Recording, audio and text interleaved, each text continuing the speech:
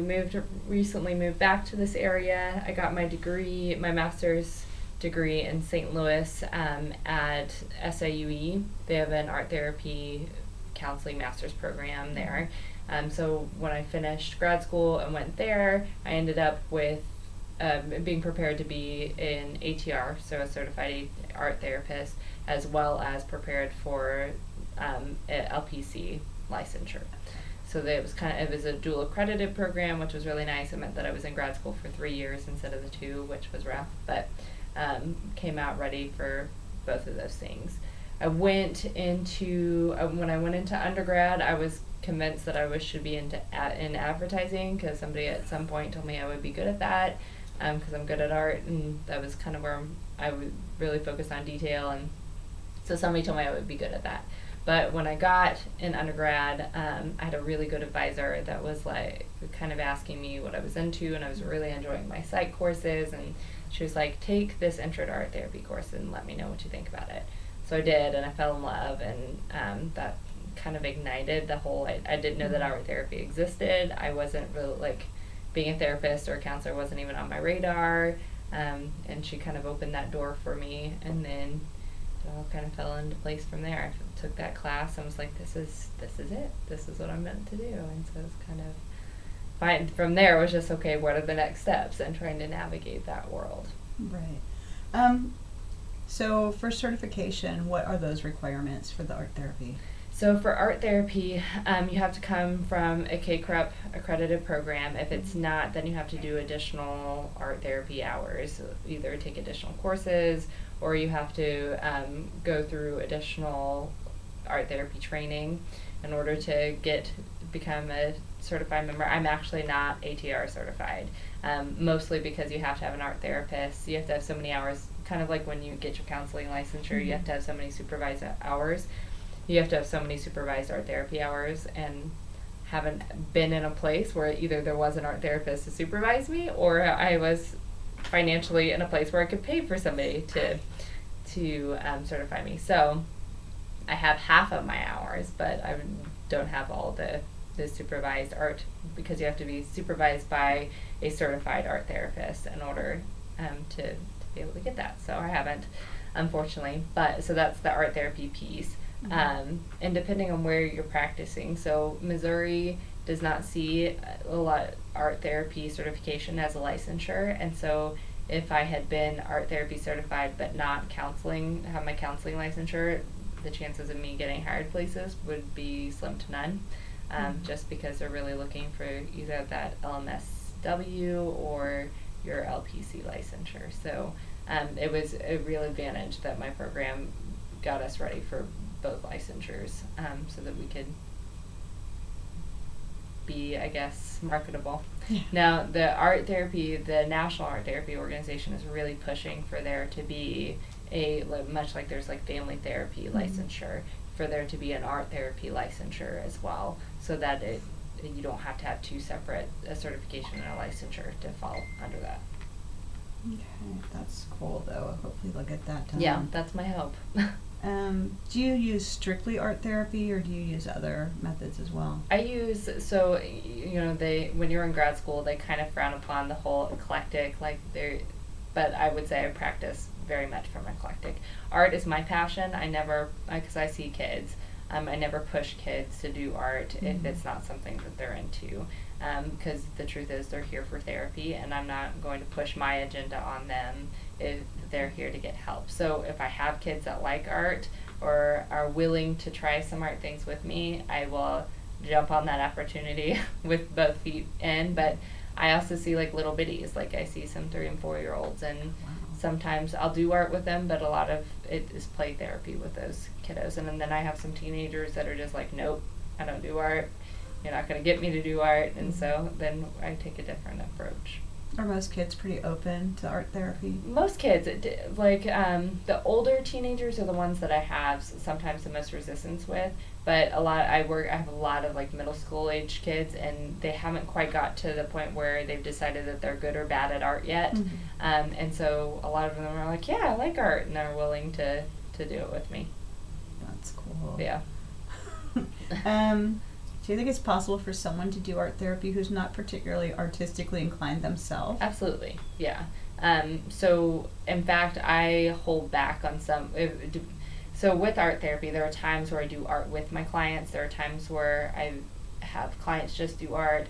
There are some times where we do it like actually collaborate. And depending on the client, depending on the situation, I'll actually kind of hold back some of my skills. So if I have somebody who's pretty self-critical, I'm really cautious to not do art with them because I don't want them to be comparing theirs to mine.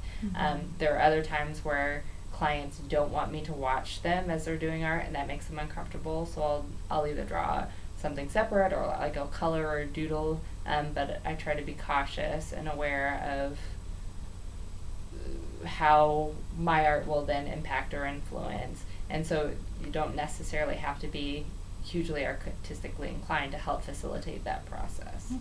That's good. Because I've thought about it, and it's like, I can barely draw a straight line. Well, and so art therapy, everybody thinks of art as just drawing too, and art therapy is so much more than that. Like, there's a technique that I use with my little guys. I do the Children's Day Treatment Program twice a week here, which is 4 and 5 year olds. We did painting your breath, which is just taking watercolor paint, and when you breathe in you make a line, and when you breathe out you make a line, and following that, and it's training them to use art to help train their breathing process and being more conscientious of that. So that is technically art therapy, but I mean it's not drawing, it's not making a picture of, and there are times where it's in the art therapy world we talk all about it's about process, not product. And so it's all about finding different ways, whether that be paint or art or collage or clay, whatever you have, and that is sort of speaking to the client at that point, or a resource. So it doesn't necessarily have to be drawing. And do you use all those media? I've had, when I was working in schools, there were a couple of my kiddos that I would sew with because it's really, sewing's a really good like self-efficacy tool, and they felt like they were not good at anything, and it was like, but if they were making their own clothes, it was this really cool thing that gave them confidence that they were like I made this skirt, and would wear it, and then when people ask, like, oh, that's cute, where'd you get it? I made it. And it's that feeling of like owning something and being proud of yourself for something when there were so many other things that they couldn't feel proud of. When school itself they weren't very good at, but they had these skills and they could do these things. And that's really awesome. Yeah, find ways to empower. Do you think that art therapy is as useful with adult clients as with children? It definitely can be. I personally, I mean, art is my thing, but a lot of times my world works in image more than it does actual linear thoughts a lot of times. And so for me, processing through creative outlets is way more helpful. If I could find an art therapist around here, that's who I'd be going to therapy for. Like, I need an art therapist. Just because the difference with like a typical therapist in art therapy is you're trained to understand the nuances of like, oh, I shouldn't be drawing with this client because that could affect their self-esteem, or if I have a 6-year-old with severe ADHD, finger paint is not the way to go because that is digressive and not going to help structure them and help them build the skills that they need.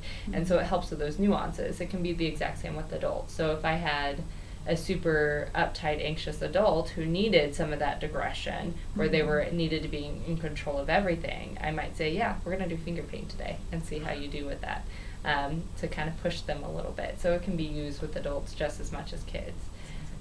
But it can be if you have an adult that trusts you. I will say the caveat to adults is that they're already in that stage of I'm either good at art or I'm not good at art. And so some adults get very stuck in that, and older kids too get stuck in that. I'm not good at art, so I don't do it, because that's a risk and that's being vulnerable. And so you can get a little more resistance in the art piece of it. Would collage be more appropriate with someone who feels that way? Collage is usually where I start with anybody who is kind of like, because it's cutting and pasting images. And you can kind of graduate and step people, and it's like, okay, we're going to do collage. And then now we're going to do collage, but I want you to add a few of your own elements. Maybe it's doodling or something. And if you can teach them that it's not like has to be this realistic drawing, or I do abstract art with clients a lot, like I keep my own creative journal.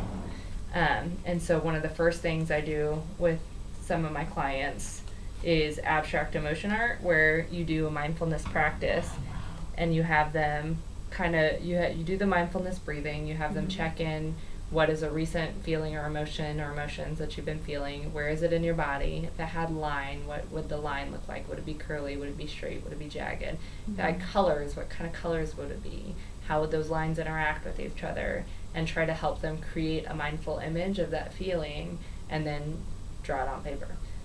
Which can be helpful in the sense that seeing, because feelings are such an abstract idea, that sometimes seeing your emotion, you're like, oh, like, that's an interesting way. I didn't imagine that it was sort of this overwhelming thing that was taking over everything else. It can kind of give you a visual experience of a very abstract thing. That's wonderful. I saw some videos where they would like outline a person and put that on the wall, and then they'd have like paint circles inside them. Yeah. It's like, kind of, what's the idea behind that, you know? I'm not sure. It would depend on what the directive was. It could be parts of the self. It could be circles in the world are supposed to be very, very relaxing and very centralizing. We see Buddhist monks use mandalas and things all the time because it's a very relaxing, mindful experience. So it could be something to do with that. That's true, because when I doodle, I do a lot of spirals. Yeah. What else would go? What diagnoses do you think are particularly suited to work with art therapy? Really just about anything. I mean, I worked my grad school was really wonderful and got us kind of a plethora of different experiences. And I used art therapy from, Head Start kids who were 2, 3, and 4 years old that had all kinds of trauma and different kinds of experiences, to kids with developmental disabilities in a school setting. And then I worked with adults in psychiatric care who have like schizophrenia and paranoia and more the delusional disorders or high anxiety. It can be used in all different kinds of realms. I find that with the kids that I work with now, most of the kids I see are either anxiety or depression. But I've worked with I worked at Hawthorne Children's Psychiatric Hospital in St. Louis, and got to see all different kinds of diagnoses and used art therapy with pretty much all of them. Yeah, it can be pretty scary. Some of the children, as young as they are now, with some of the problems they have. Yeah, most definitely. Yeah. What is like the scariest problem you've seen a child with? Just. There's been a couple of kiddos where attachment is always a hard one, because there's a piece missing of the need for social norm and for that attachment, the things that keep other people from engaging in certain behaviors don't for them because they don't feel attached to a person. So that can be kind of scary, that void of attachment to an object or to a person, because there's nothing worth holding it together for. What kind of art might you see out of a child that was experiencing that? What I would be looking for, and if that was on my radar, I may be asking them to do like images of their family and kind of looking, and so there used to be a lot more diagnostics in art therapy, like that you hear a lot about the tree person, hill type things, and like, oh, they're obviously going through childhood sexual trauma because there's a hole in the tree. That we have kind of disregarded those things. But I still use some drawing assessment tools to gain information. Like I do one called the Licata, in which is you do a free drawing, you have them draw an image of themselves, you have them draw an image of their family, their favorite place to be, and then another free image, or just whatever they want to draw. And I use it more of like gathering information about them. Okay, so how do you see yourself? Tell me some important things about you. What, so those things are important. How did you convey those in your image? Or with the family one, and going back to the attachment, like, okay, I know that you live with mom and dad or your two brothers, but mom and your one brother are the only ones in the image. I wonder where the rest of your family is. Or you may notice that they're particularly enmeshed or close with one of the parents. Or maybe dad is this big and mom's over here and huge and everybody else is on the same par as mom, but dad's like this little bitty image in the corner. Mm-hmm. So that might just give me nuances about the family and how that works, or their attachment maybe to dad. Or if dad's not included in the image, that gives me information on their attachment to dad, if they're not even thinking to add him in a family image. Yeah. So it's more, none of it is like hard and fast proof, but it can just kind of help me build a story of what's going on for the kiddo. Does color choice play a part of that too? Yes and no. I'm hesitant to diagnose, or not diagnose, but put too much weight in like color choices and things of that nature, just because, I was into hot pink as a kid for like 3 years, and did that mean anything? Not really. I really like pink, and so everybody was always pink. So I try to understand the context of the kid before trying to, and every drawing and every child is different. That's awesome. That's all I really have. Is there anything you'd like to add? Not really that I can think of. There's all kinds of really wonderful art therapy books and the art therapy journals out there. Judy Rubin is amazing. She's one of the founders of art therapy and is really fantastic. Are you thinking that you want to work with adults or kids? I'm not sure yet. Okay. I'm just at the very beginning of my program, so. Yeah, for sure. There's a book, and now I'm going to lapse on who it is, but it's called Art as a Way of Knowing, and it's kind of about how using art to help inform yourself on your clients, and use it as like an information gathering tool as well as an expressive medium. That's kind of a good entryway into the art therapy world. Awesome.